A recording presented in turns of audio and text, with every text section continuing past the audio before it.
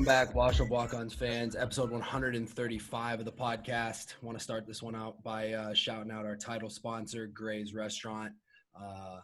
Great people, great food. If you guys are in Iowa City, go eat at Gray's. What legends, right? Yeah, love you guys. You guys are forever our sponsors. But that's not what we're here for tonight. We always love Gray's, but tonight we have another special guest, our guy Jeremiah Sirles, formerly of the Little Red.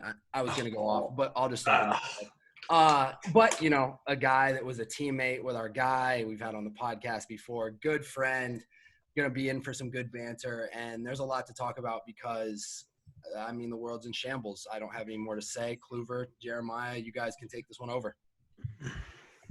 Go ahead, Culver. Let's hear how your world's ending before I go ahead and tell you how mine's on fire. I'm a little fired up now that I hear your no holds bar here. You're ready to let it loose. But highly requested. Many and I know it's crazy. How could it be? We have a Husker, and he's one of the most requested second-time guests on our show. You proved yourself worthy the first time around. And I just try and be like you guys when I grow up.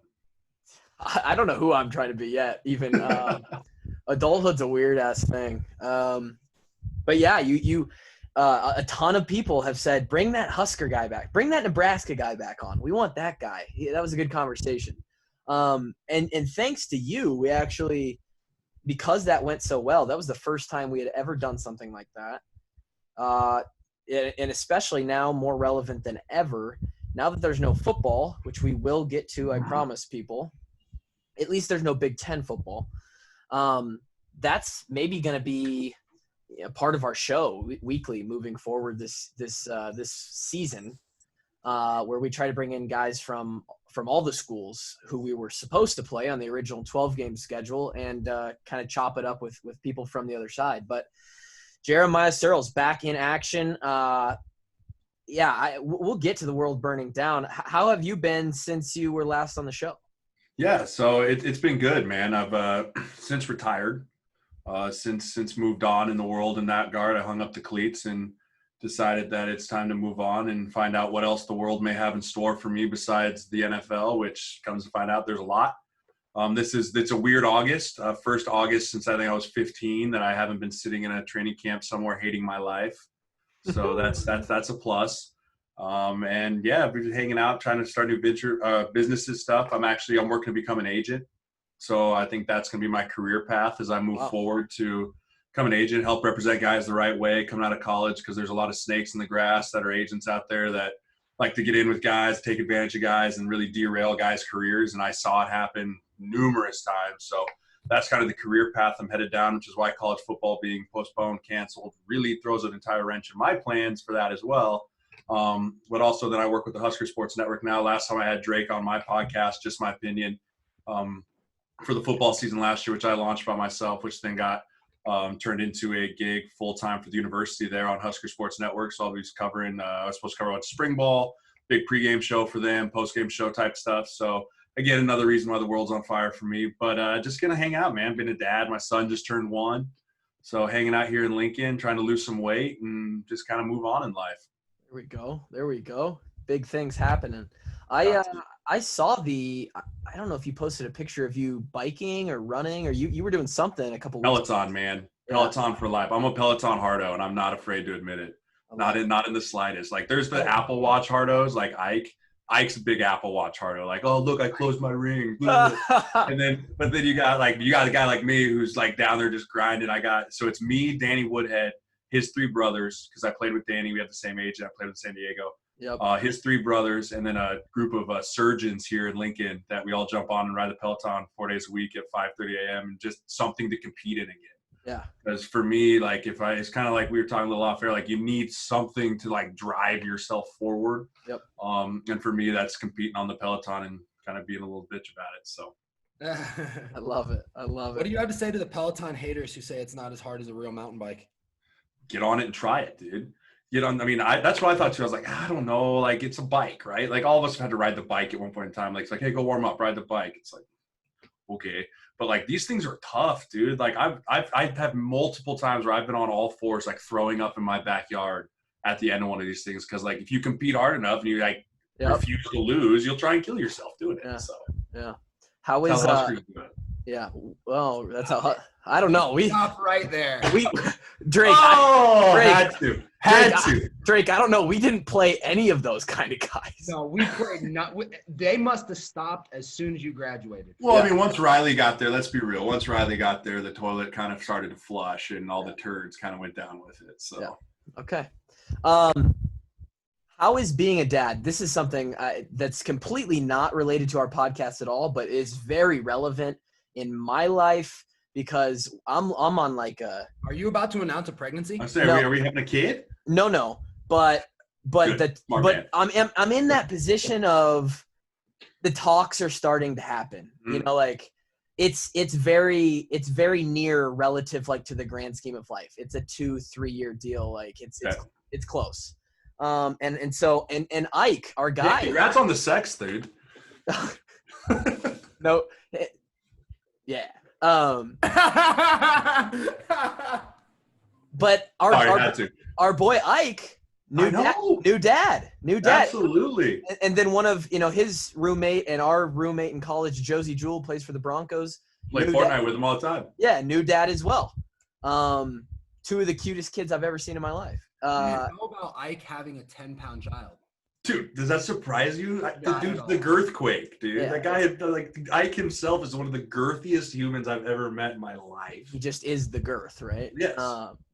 So how is that? How is being a dad? It's awesome, dude. I always tell people it's the most exciting thing you'll ever do in life. I mean, I've got to do some pretty cool shit in my life. I mean, playing in the NFL, playing in Nebraska, like you play in some pretty cool places. You get to experience some really cool things, but like your whole world changes like that the second you hold your kid in your hand.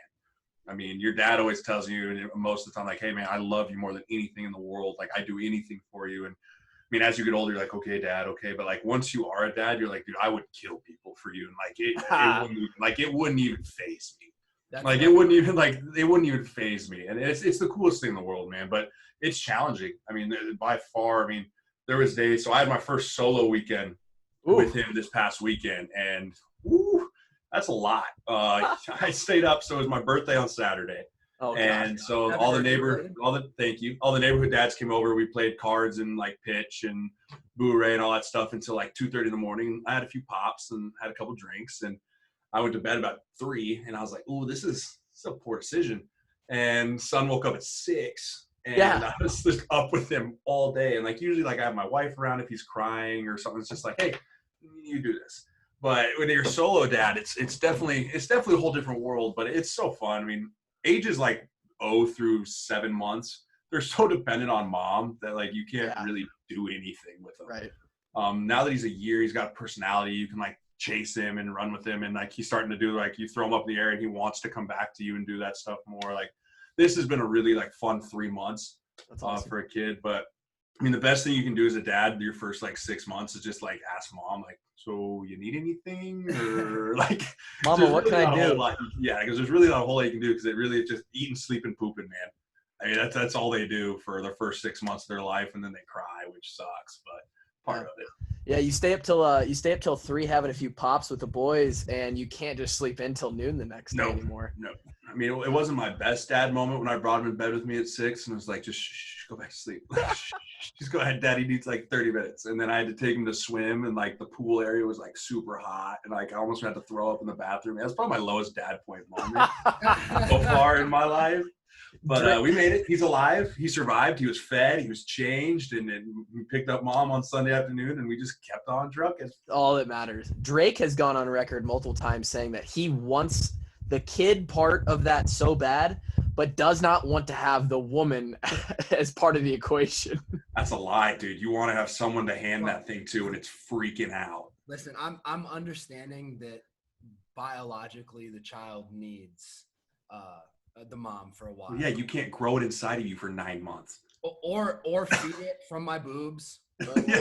Or nurture it because I'm not a nurturing human being. Yeah. Despite the pictures of your tits when you were pretty heavy, Drake. Yeah, I did. Did we have moobs? Did you have moobs? I mean, dude, I was 250 pounds at 6'1". Oh, for sure had moves. Come on. There's an incredible picture, Jeremiah, that we will send you.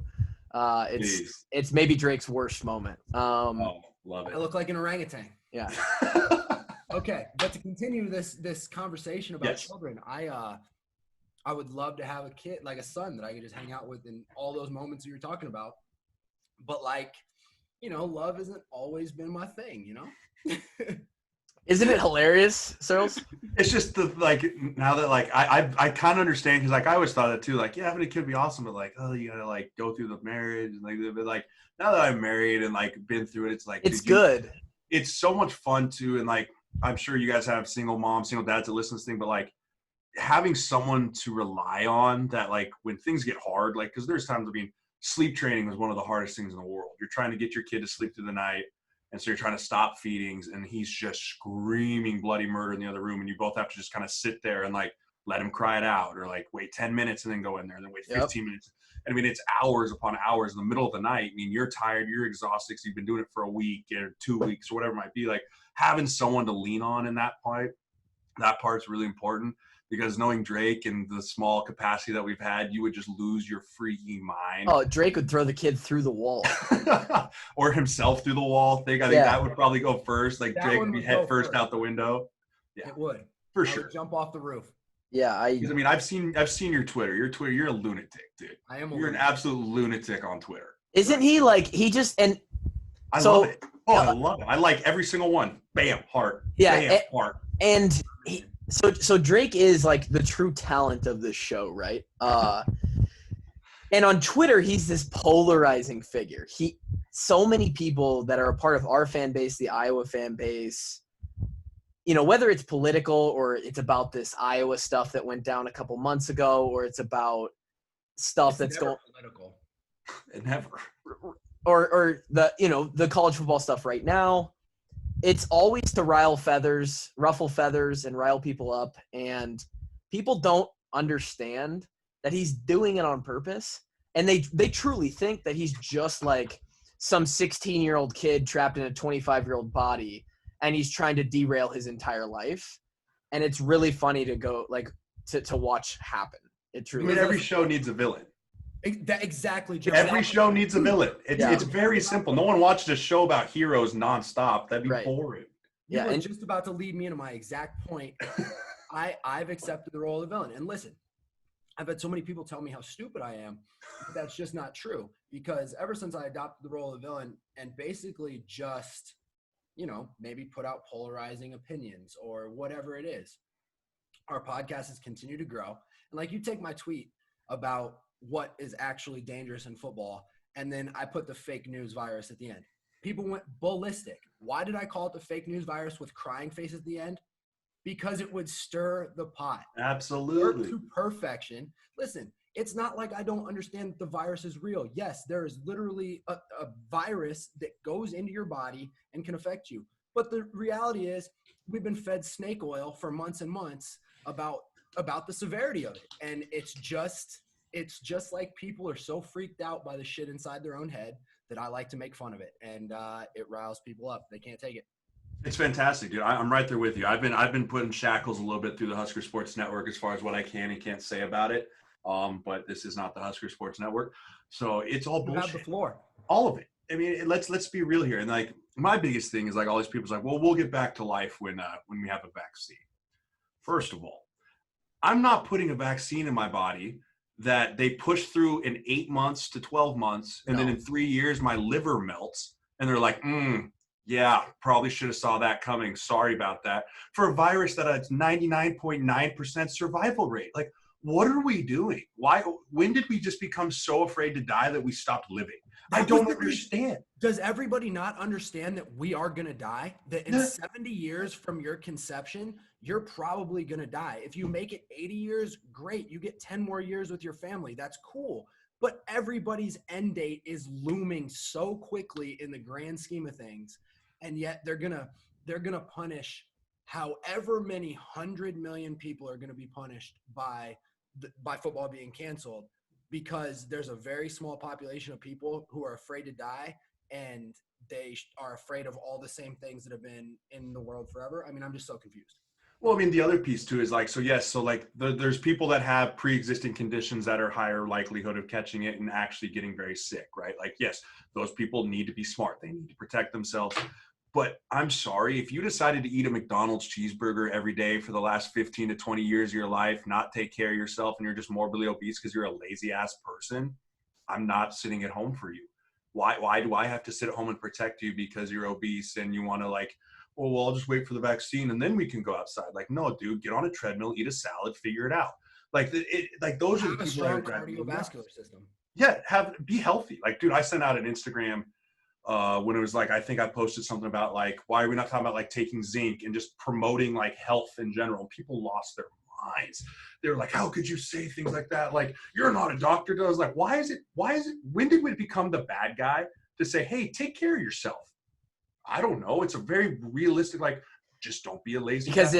it's because it offends the shit out of 98% of people's daily behavior. Right. Yeah. People couldn't be happier to sit at home and just have someone tell them what to do. They couldn't be happier. I mean, just the sheep, right? Just everyone herds exactly where they go. It drives me insane. And so go Drake. All right. So I was just going to ask you, after you made your point about, after we both made the point about there being a specific population of people who need to be careful in every aspect of life, not just in the coronavirus, take the absolute polar opposite. Some of the most fit individuals that the country has to offer under the most specific medical care with the best diet money can buy. And these kids are being taken out of that environment, sent back home, and I need the answer. I mean, there is no answer. The answer is everyone's so scared. I mean, they're going to get sent home to an environment that's probably way worse. Way worse. I mean, you don't have the proper food. Some of these places probably don't even have food on the table to start. In fact, let me interrupt you real quick. My brother currently plays for Iowa. He's a long snapper. Slinging piss missiles. Piss missiles, dude. Rockets to the hip. And I'll put it on record right now. I tweeted about it. If The Rock gets the XFL going again, I'm fucking working my way down to St. Louis. I'm gonna be a battle hawk, and I'm coming out of retirement because I'm still one of the best 30 that don't play in the NFL right now, and I'm actually better than 10 guys in the NFL too. Love the confidence. Anyway, they got sent home today. My brother got sent home. My brother FaceTimed me today. It gets announced. They have their team meeting, and my brother FaceTimes me as he's on his way home. He goes, dude, I'm coming home tonight. We have 2 weeks off until school starts. It's like, all right. And then the kids are allowed to be on campus. The kids are allowed to be on campus, but they're not allowed to play a sport. Let the general population as it is, unless we go to class. All classes are online, from what I understand. And so I have a buddy who's a freshman going to UNL.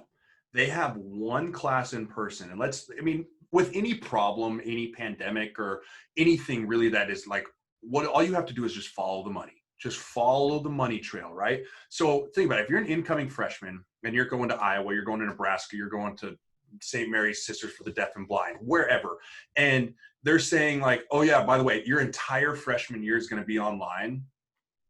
I'm not doing it. I'm going to sit home. I'm going to sit out a year and I'm going to go. So what did they decide? Hey, we're going to have one in-person class that you have to go to so that they get all the people on campus. They get all the money of the incoming, and then everything else is online. And I guarantee within 2 to 3 weeks, that class is then canceled and you're now back to all virtual learning. So it's okay for these kids to all come to campus from God knows where, right? They're coming from all over the country. We're going to pack them in a dorm. We're going to pack them in a dorm that probably has community showers because – that's just how some dorms are. And then they'll be fine.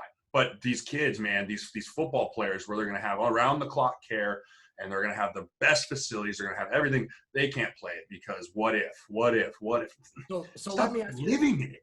So let me ask you this. Do you also believe that part of it is the fact that the players wanted reasonable compensation for playing during a pandemic?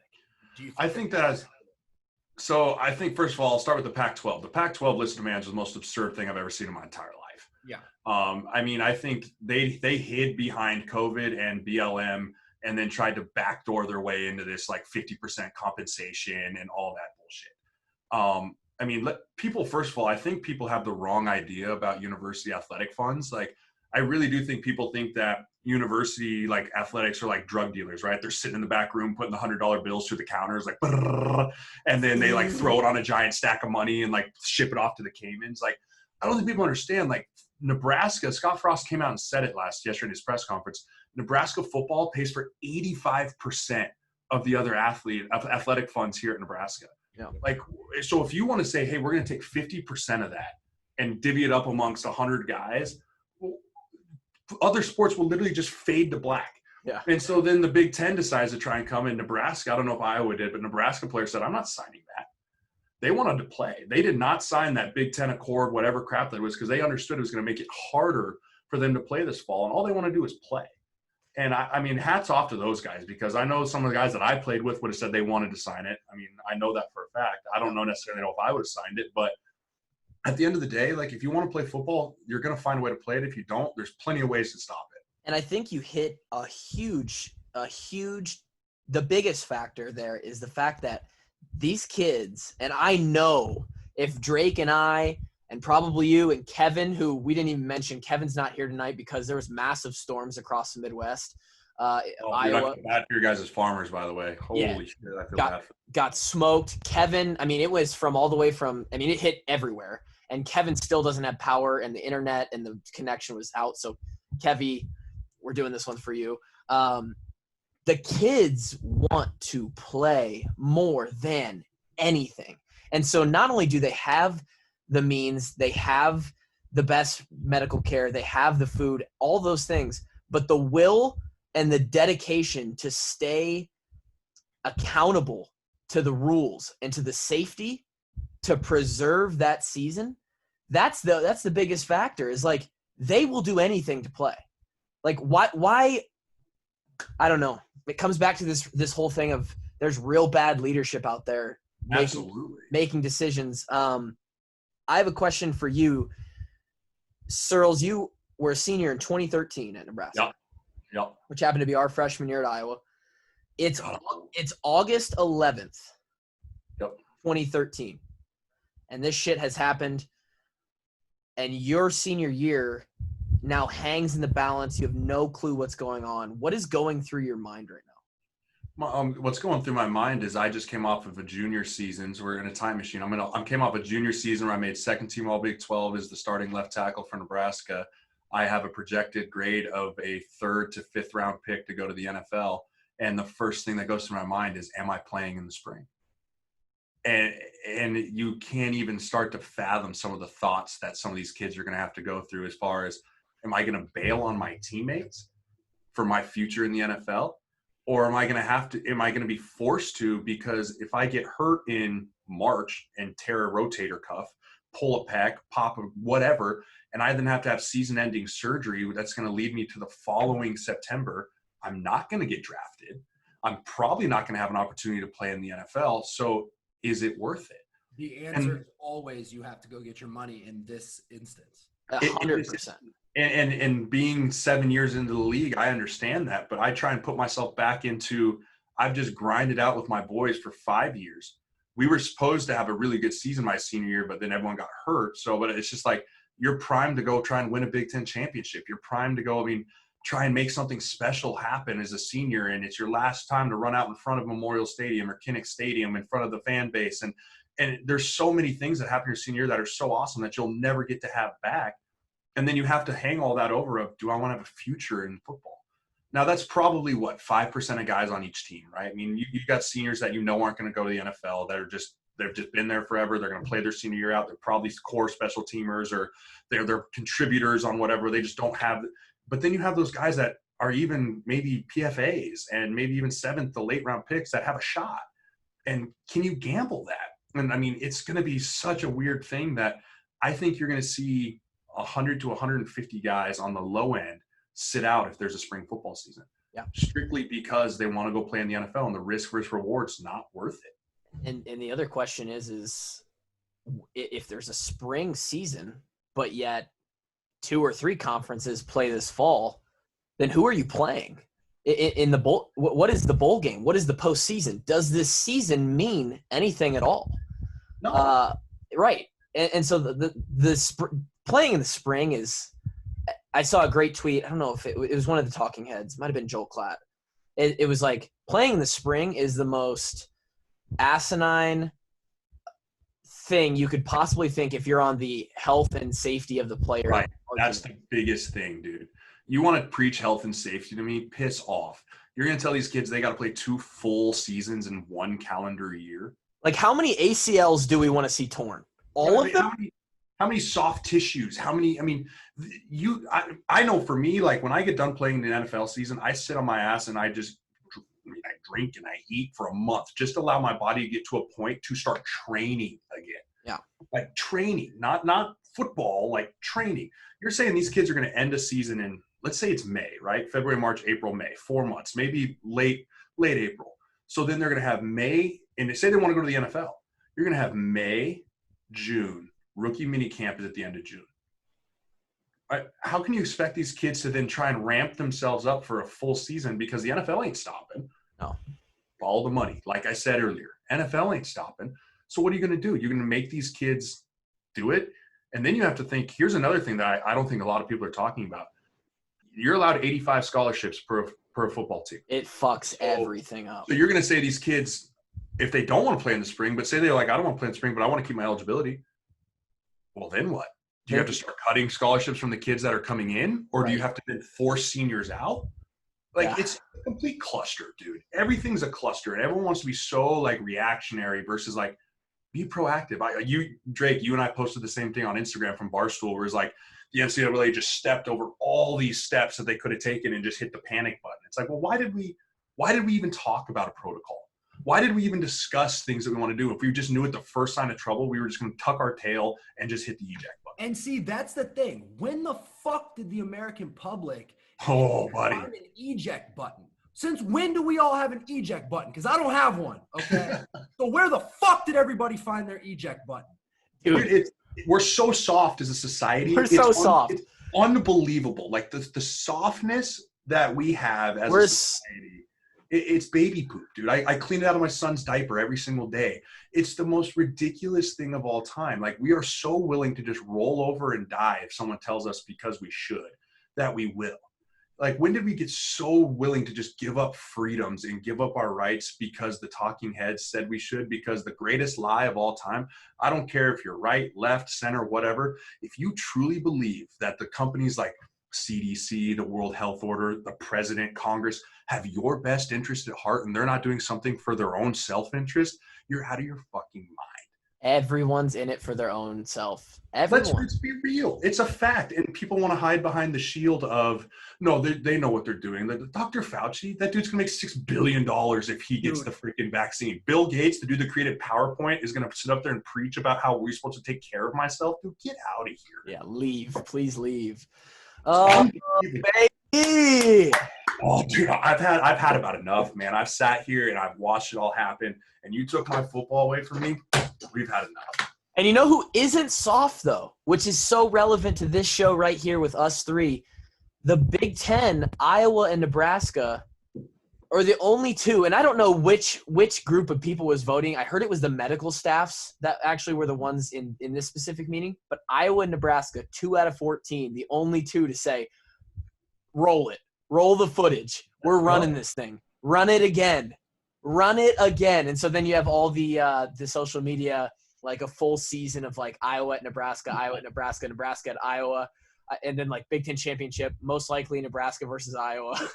Dude, could you imagine how many fights there'd be after like game 2? Oh God, it would just be. Could you imagine if it just was like home and home? It just bounced between Iowa and Lincoln. It just went back and forth by the third time. 11 like games. Stuffing knuckles, like brass knuckles in their gloves. And it's just going to be a brawl out on the field. Eventually it just turns into that like crazy sport that's over in Italy where like they just get at each other in the front lines for like 20 minutes. At some point, you stop getting on the team plane to go back home just so you can try and go sleep with the opponent's girlfriends to make them mad. Go full psychological warfare. Dude, if we had to play you guys 11 times, I would turn to all-out guerrilla warfare to get it done. You imagine the defensive coordinator or the offensive coordinator, like game 7 is just like, all right, they're running this sequence. Here's the next 7 plays because we saw it in game 4. So, Dude, I would just like, if I was an offensive coordinator, I'd just like all of a sudden install like the wishbone. yeah. Or just something ridiculous. Every right? game something different. Texas play- Tech, spread it out. Yeah. You play the game like arena, you got 3 linemen, and you just got like 10 skill positions out there, just like full running start. Like you fire the refs, it's just pure backyard. Like, it'd be so incredible. But yeah, so I don't know. So here's where we're at now. They came out and they made a decision, and there is no Big Ten football this fall. I mean, that's it. I had some guy on Twitter. I think just in your discussions, Drake, somewhere. This guy said, "Don't want to get in an argument." I love when people start it that way. oh yeah. Don't No offense. Yeah, don't want to get in an argument here, but I'm going to give you an argument. He said, "This is a scenario where we need to let the grown-ups make decisions." And I was like, "Oh boy, the grown-ups, huh? Are the grown-ups the ones running into each other's skulls? Are the grown-ups the ones who have an entire future, possibly in the NFL, or possibly just the opportunity of being on a Division I program in that platform? Look at where my life has gone just because I never touched the NFL. I got one call pre-draft from the 49ers from their janitor that asked, "Hey, is this your phone number for draft day?" That was it. And Mama, we made it. we made it, right? I felt so goddamn good after that call. I just kind of sat there like, you know what? It's not that cool, but it's kind of cool. Pretty neat. But just because I played at Iowa and took advantage of the platform of social media platforms after college, we've now grown this podcast into something that's, got momentum rolling. My personal business is rolling because of the platform I built. So much further. Like, let the grown-ups make the decisions. Yeah. All right, buddy. Good idea. I think Look how that turned out. I think this is one silver lining that's going to come out of all of this is players and even all athletes for maybe all sports are going to start lobbying for a seat at the table. Yep. And that's a good thing. That's a really good thing for the sport. It's a good thing for universities because it's exactly like you said. If you've got an entire group of players saying, "I want to play. I understand the risk. I understand what this is. I am willing to play because it's all bullshit anyway. Like, I understand that I'm one of the part of the population that is a healthy 18 to 22-year-old man at elite physical condition, taking care of myself, taking vitamins. I am willing to take the risk to play the game that I love." And that voice was silenced at those meetings. Yep. And I'd be curious to hear that, because Twitter was louder than I've ever seen in my life. I saw more players come together for "We Want to Play" than I ever thought players would come together. Like, I would have never thought I would see players from all across the Big Ten like fighting for the exact same thing on the same team. Yep. Yet it still didn't work. Like, we're the reason the football even happens. We're saying we want to play. So something shady. I got on Sports Nightly, our radio show here, and I was like, look, Scott Frost handled that yesterday because Scott Frost understands a lot of things most head coaches don't. They have a job because of the players. Right. Yeah, the AD has a job because of the athletes. The president has an athletic fund because the athletes bring in the athletic fund. So why is it that these athletes aren't given a seat at the table? Why, I don't understand. Is it because we're amateurs? Is that what it is? We're amateurs? So I honestly, and I'd love to hear you guys' take on this. Me and my buddy had a full conversation about this yesterday. We think that we are 3 to 5 years away from seeing a complete separation between the Power 5 and the NCAA, and the Power 5 basically creating their own league. Let's go. Let's go. Conversation at the dinner table last night about the exact same thing. And how soon can everybody dump the NCAA? Yeah. And then you go, okay, so we're going to treat it like the NFL, man. You're going to have conferences, you're going to have a division, and then you're going to have a playoff system. And you're going to get games like Clemson, Oklahoma, and Alabama versus, USC. And you're going to get these big games and treat it like a league. And guess what? You can start saying, hey, we're going to do name, image, and likeness. Yep. Hey, we're going to start doing all these things for our athletes. Bring back NCAA football. Right. You can do all these things now because You don't have the shackles of the NCAA that refuses to change at all, since they just created this second-class tier citizen known as the student athlete that can't go do anything for themselves because then you're violating their sacred rules. Like, dude, I think we need to complete cut ties from the NCAA, start a new league, have a commissioner, have a player board, have former players on it, have former heads of coaches on it, and get the thing completely separated from the NCAA before they can really choke the life out of everything. You got to trash it. You have to trash the whole thing. And there's never, and you're right. There's never been, you know, a lot of this shit going on politically.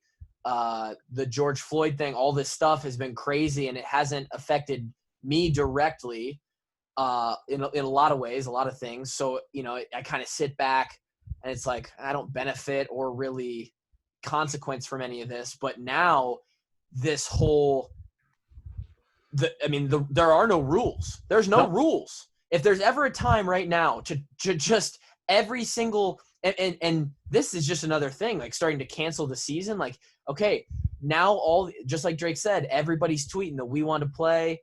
Everybody comes together, because before right now, there was never a time where there had to be a catalyst moment.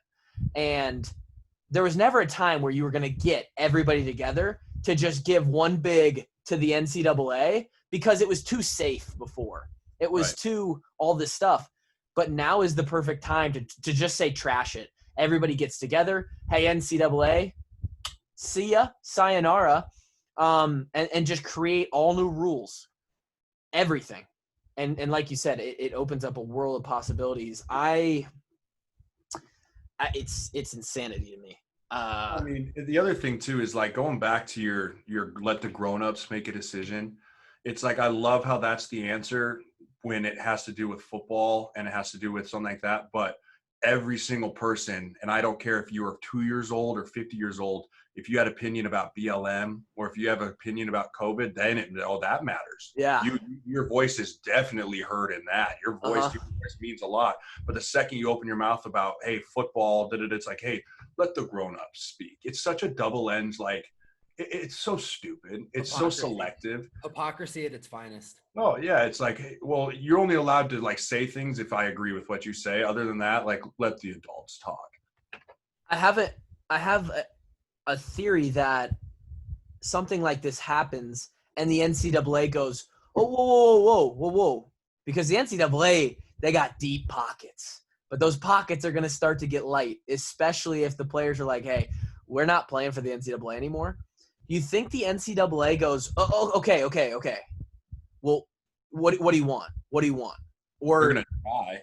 They're going to do everything they can to try. But I mean, unless they're fully willing to ratify and essentially burn it to the ground and start building it again with the players, then there's no reason to. The players and whoever's a part of that other side should not accept anything but total reconstruction. Yeah, it's like, you can stay involved in this on our terms.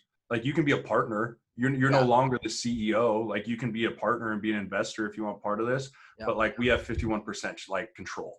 Like, we get to make the decisions. Let me ask you this on the kind of investor side of things, maybe not so much. The NFL is like the ultimate business. Mm-hmm. Do you think there's any chance that this trying to wipe out the NCAA, or like this cancellation and then subsequent, hopefully trying to wipe out the NCAA, can turn college football almost into a baseball farm system for the NFL?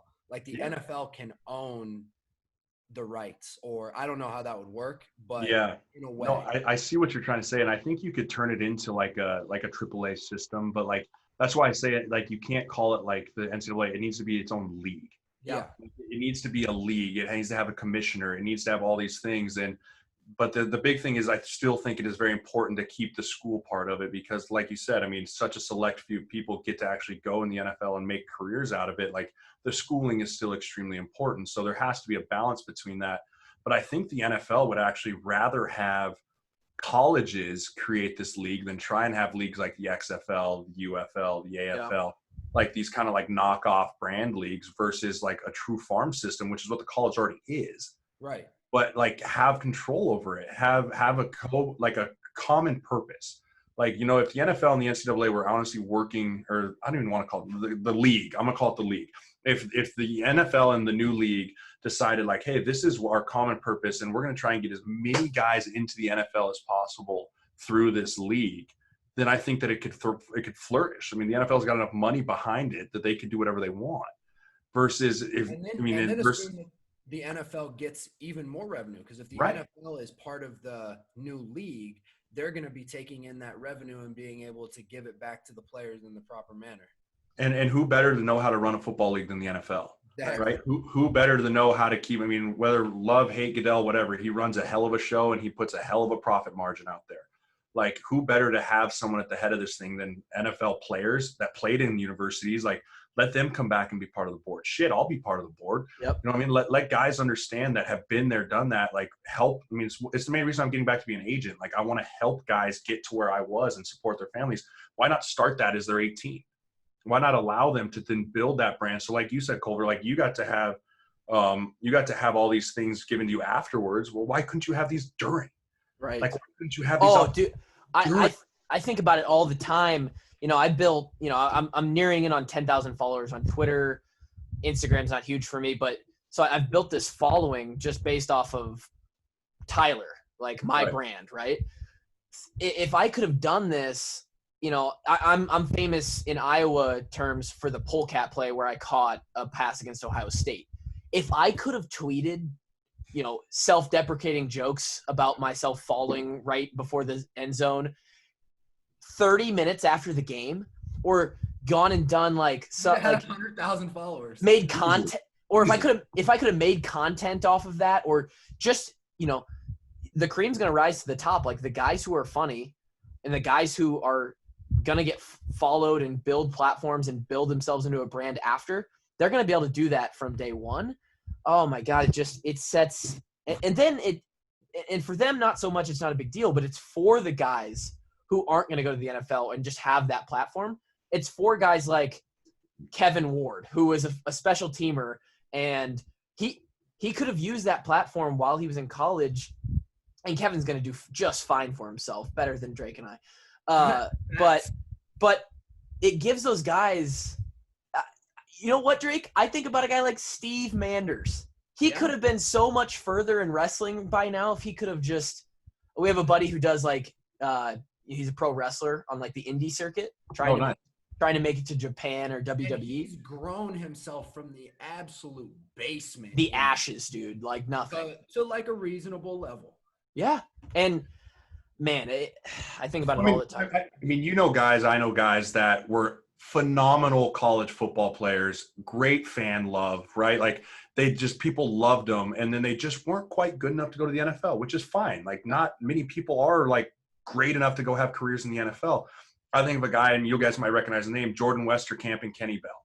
Yep. Two big-time receivers here at Nebraska. Both of them have created enormous followings because of what they were able to do here. But once they left Nebraska, now they just have followers, but they're kind of falling out of relevancy. Mm-hmm. Why not allow these guys, while they're the most relevant people in the state, to go out and do a $10,000 appearance at a car dealership? Yep. Why not allow them to have some type of tweet platform campaign that's going to put some money in their pocket? Like that's the type of stuff that I don't understand. Now, I think that there does need to be some type of like leadership part that like protects players, to making sure that like the local strip club down the joint isn't posting on your Instagram page. But like, I think that that's part of like, there needs to be a little bit of a like clearinghouse almost to it. But I think the whole idea of you're a student athlete, you're an amateur, you can't do anything is old news, dude. Old news, fake news, get it out. Like if you want to do these things, you should be allowed to do them. Drake would have been the first one at the lumberyard trying to get like all the girls posting stories on his Instagram. Listen, if the lumberyard wants to run local TV commercials with me as their poster boy, I was the fullback that snapped his leg and painted his face. I'm the fucking poster boy for a strip club, okay? Like, dude, that would be perfect. Can you imagine the amount of Riverside ads you could have done? No, I can't. Oh my God, dude. I could have made so much money if this conversation would have happened. So much money. I love it.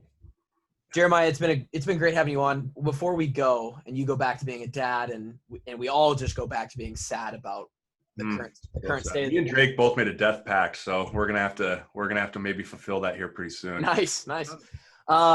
Where does this go? You kind of talked about okay, so now the whole focus on what does spring look like? What is the relevance of spring? Who plays in spring? Who plays this fall? How does that relate to football next fall, 2021? As we get to this time next year, what are the implications of all this in your mind? Yeah, so first of all, I don't think there will be a spring football season for Power 5. I don't either. I honestly do not believe. I mean, obviously, coronavirus is going to be cured in November when the election is over magically. 100%. Regardless of who wins. So it's going to be not that, but it's going to be something else. I mean, at this point, we've opened it up to so much that it's always going to be something. So I don't think there's going to be a spring football season. I think that Nebraska and Iowa and whoever wants to in the Big Ten should have the right to go try and play football for ACC, Big 12, SEC, whoever will have them. Yes. Problem being, follow the money. The Big 12 would love to have Nebraska back, right? They would love to have us come back in the Big 12 and play. But they're going to be like, hey, yeah, come on back, but you're bringing that TV revenue over here, right? Yeah. And the Big 12 is going to go, or the Big 10 is going to be like, that, not so fast. Like, not so fast. They're part of our organization. We didn't cancel the season. We postponed the season. I think those two words are very, very different. If you cancel the season, then you're saying there is no football until next fall. Then every team would then be able to just kind of like free-for-all it, right? Yep. If you say, no, we're postponing the season, we fully expect all 14 teams to be playing in that spring league come February. That's a whole different ball game. So I think that their Big Ten's not going to allow Nebraska or Iowa or whoever out of the Big Ten. And what they're going to do is they're going to threaten to take away the TV money, which is like $200 million per school, right? And so I think that Big Ten football for the fall is dead. I don't think you'll see any Big Ten football team go play anywhere else, which is a travesty. And so I think that come next fall, you're going to see a whole nother can of worm problems because you're going to have seniors that didn't want to graduate because they didn't have to. Shit, if I was a sixth-year guy and I knew I wasn't going to go to the NFL, you best believe I'm playing one more year. Yes, sir. Better believe I'm strapping that thing up one more time. And so then you have all these other incoming guys. So what are you going to do for scholarships like we talked about? So you might have 100 scholarship players sitting on a football field, not enough time for playing time. You're going to have players that are pissed off because they were supposed to be the starter the next year. Now they're going to lose a whole year of eligibility. And so I think that the implications of this are going to go far beyond what this fall is going to look like. It's going to be an absolute shit show. Yeah. And so I think that moving forward, the best thing that we could do is just completely axe football till next fall and start looking at the problems that are going to happen and start trying to be more proactive versus just reactive and, panic, and try something new. I think the NFL goes on as scheduled. I don't think the NFL will stop. I mean, the money behind that is just so large. I think the NFL goes on as scheduled. Not to mention professional sports have already showed how successful they can be. Correct. I mean, you can show it, which is like, okay, you can definitely do it. Right, which infuriates me because it's like, okay, MLB can do it, NFL's going to do it, basketball doing it. UFC did. But somehow college football just can't do it. Let me ask you guys a question. What happens? Let's play in the what if world, since that's the bullshit world that society wants to live in. That's the only world we live in. What if the Big 12, the ACC, and the SEC go off this year without a hitch? I am now an SEC fan to my core. I'm moving to Tuscaloosa and fucking Roll Tide. I'm Roll Tide and go Dogs till I die now. But then, can this universities then sue the Big Ten? Well, can universities then say for hey, grievance? Yeah, this is the amount of money we should have made. Why are we not making? Why could they do it and why couldn't we? I guarantee they will. I guarantee they should. Not only will they should. There's no reason for them not to. I mean, if you can then say that these other universities can go off and they go it and they follow the protocols that we spent all this time putting together and all this money and it's like, oh wow, shit, it actually worked. Wow, what a concept. Everything we tried to do worked instead of panicking.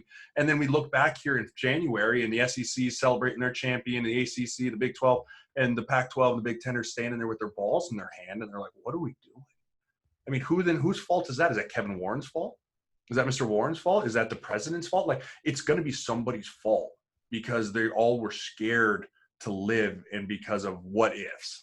Dude, it's going to be an absolute mess, dude. It's going to be an absolute mess. Not only that, but at each individual university in the Pac-12 and the Big Ten, the revenue's gone for that whole year. So now it's not just football. Women's tennis, see you in 2030 because we don't have money until then for your program. Like it's a complete shit show. I mean, do you think Iowa City survives? Like, I'm talking like the city now. I'm not talking about the football program. I'm talking about the city, because I can tell you the city of Lincoln will not survive. We will lose. I don't have any property in any investment. Like, you're right. I mean, I worked at a bar here in Nebraska when I was in school. I was a bouncer at a bar. They made 65% of their revenue in 7 Saturdays. Yep. They just did. I mean, that's what you live for. And not only have they not made any revenue this year because of the COVID, but now you're going to take away game day? It's over. Dude, Lincoln's not big enough to survive that. It's a $300 million hit to the city. Yep. Like, you're going to see people have had businesses here forever just not be able to open their doors again. Yep. Hotels are going to have to go under because there's nobody coming for the stadium. Like, it's going to be so dramatically horrible for so many people because people don't understand the big picture. This isn't just about football. No. This isn't just about football. This is about people's lives. This is about people's businesses. This is about people like being able to put food in their son's mouth. I couldn't imagine it, dude. It's going to be so horrible, and people can't look past you're just going to make these players play. Like, don't pretend that this doesn't have an economic effect that's going to rock people's worlds. Yeah. Last question. You took your own thing and was able to affiliate with the university. You got I mean, you hit it big, really. I mean, you're doing it. Trying, man. How, what's the advice? How do we get there? How do we get the University of Iowa to pull us on? We're probably going to stop cussing a lot. Huh? I say, the cuss words have to go down. You got to vanilla it. The villain has to then become the hero. Sorry, Drake. I can't do it. I don't know. So we're gonna have to cut Drake is the answer. Yeah, I mean, you're gonna have to put the tie on and welcome here back to Washed Up Walkons, my friends. Like, oh God. I mean, I have a script, I have reads, I have all these fun things we have to do, and you can have an opinion as long as it aligns with the university. And, I know I'm kind of bagging on it, but I'm excited. It's fun. Oh, it sounds great. It's a good time, but like, I do miss a little bit of the freedom to kind of really just go and spout off. I mean, I had a nice little rant on Instagram the other day, and I got dinged a little bit for it from them. They were like, "Oh, it's like, relax."